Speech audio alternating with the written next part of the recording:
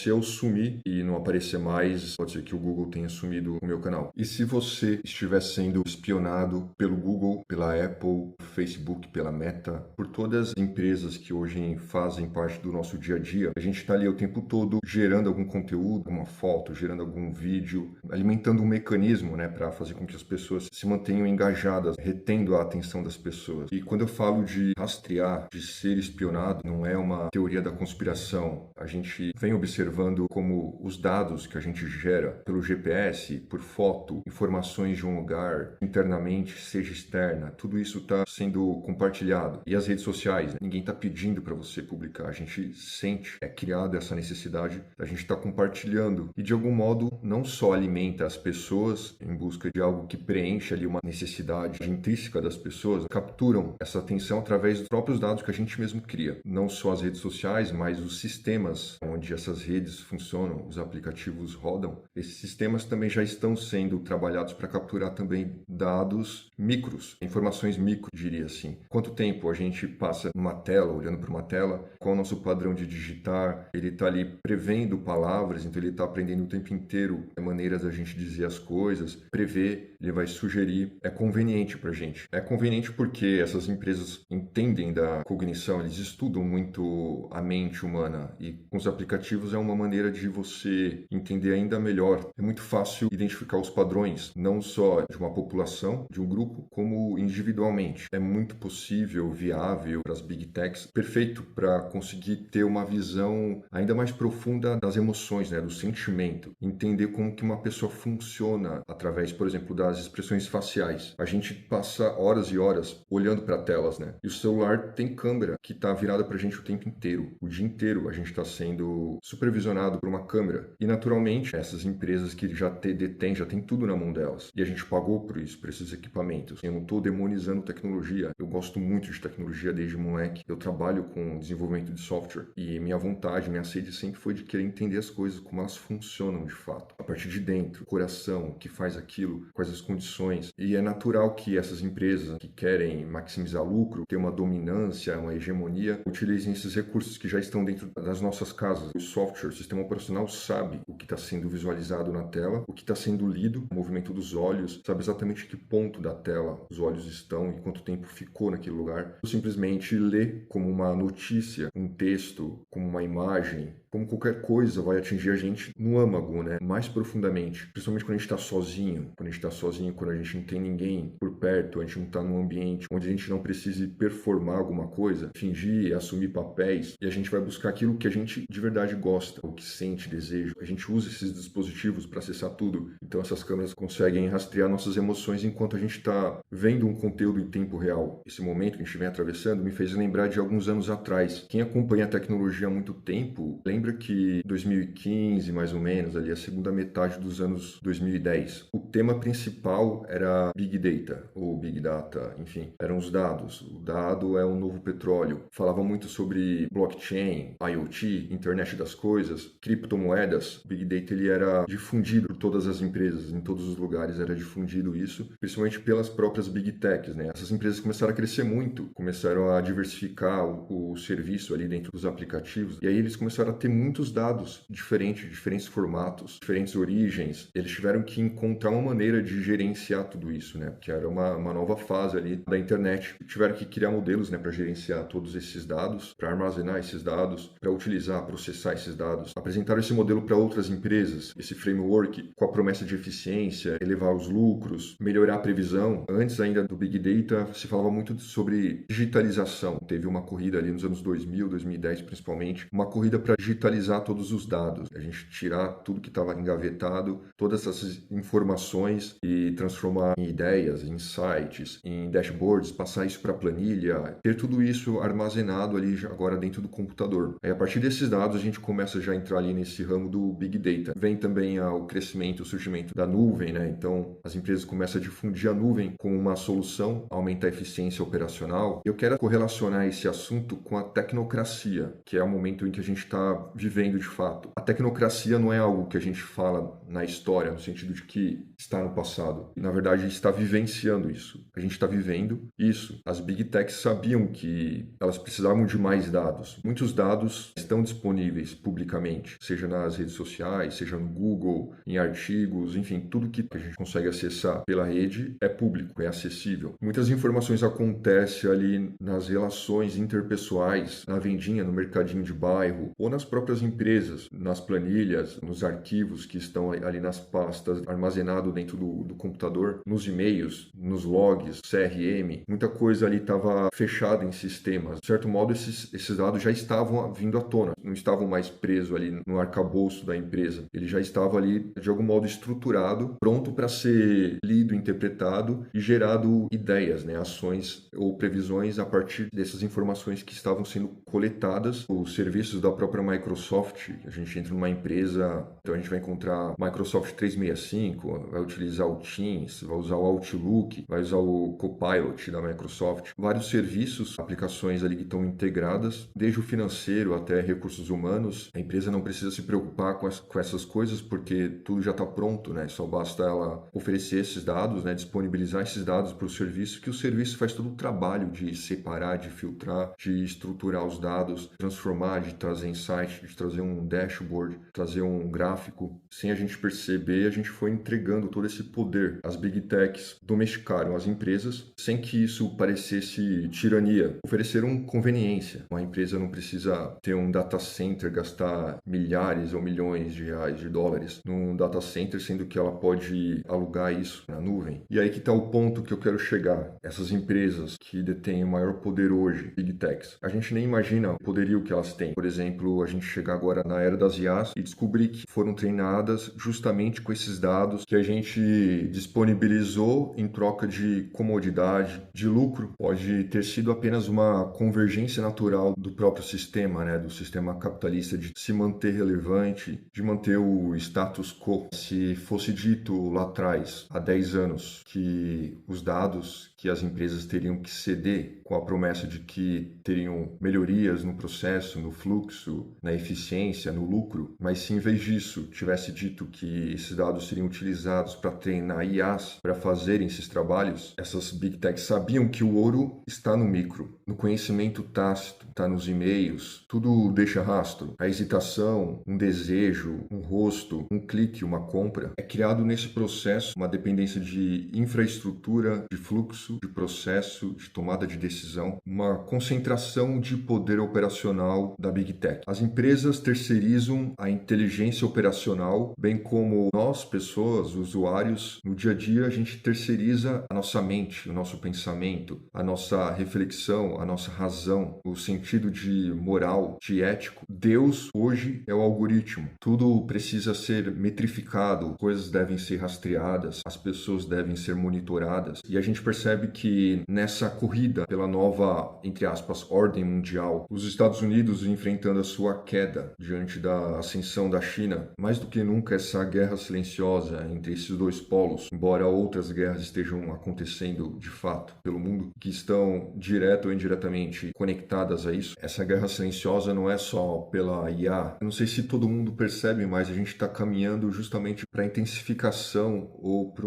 chegar no nível imperial dessa tecnocracia. Hoje, o que a gente percebe é que as coisas serão decididas, as decisões serão tomadas com base em dados. E isso é muito perigoso porque quais são esses dados? Quem seleciona esses dados? De que maneira esses dados são processados? Quais são os vieses? Dado é recorte, um modelo é padrão. Onde fica a liberdade? Onde fica a segurança? Quem controlar a IA, seja AGI, inteligência artificial geral, seja qual nome for, quem vai controlar isso? Quem controlar essa superinteligência vai controlar a resposta. Quanto mais essa IA está integrada no nosso dia a dia, nos nossos serviços, na assistente pessoal em casa, os seus comportamentos, os seus tiques, o seu humor, são dados como sentidos. Essas IAs vão aprender com sentimentos reais, com emoções reais, com movimentos reais. Estão aprendendo com humanos como aprender a se comportar, como sentir as coisas de fato. Numa segunda etapa, simular como já está acontecendo. Ao mesmo tempo que as IAs, com os dados que já foram absorvidos, que foram integrados já, seja por de trabalhadores, né, na Índia, no Sudeste Asiático, empregados com câmeras na cabeça,